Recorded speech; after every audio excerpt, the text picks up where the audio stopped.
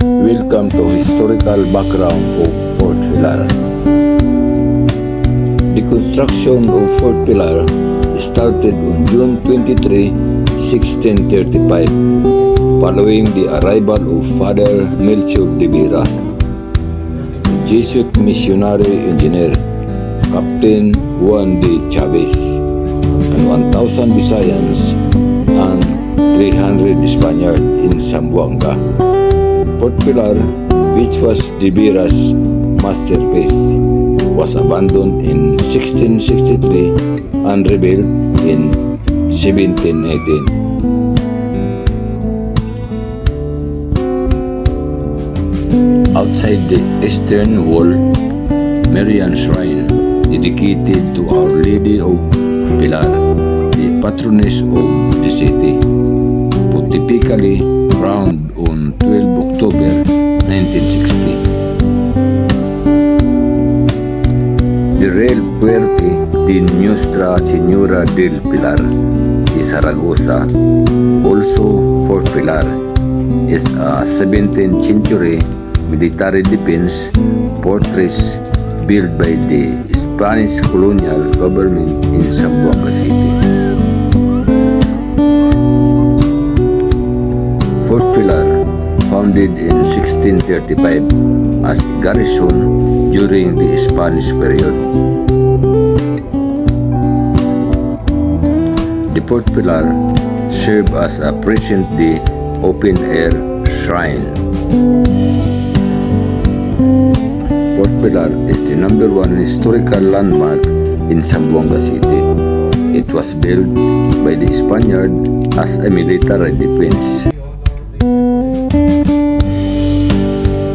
Fort Pilar, considered as one of the most important attractions in Zamboanga.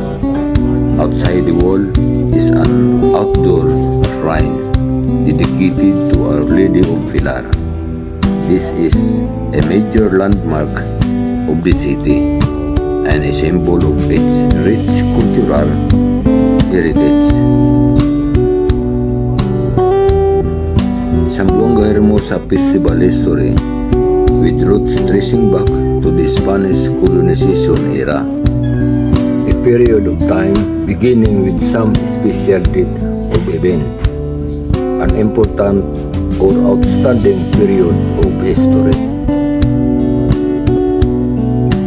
The Spanish-occupied Philippines stand protecting Zamboanga City, Fort Pilar, with a total strength of 600 Spanish soldiers, have already fought off the several rebels attempt to take the Fort Pilar.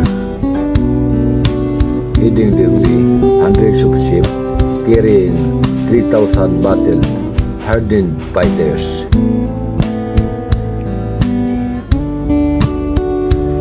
Fort Pilar of Zamboanga, architected the structural design and construction masonry by Father Melchor de Vera on 1635 and Juan Sicara on 1718. The Zamboangueños have a different connection to Roman Catholicism. Their social lives typically revolve around the different religious practices and traditions.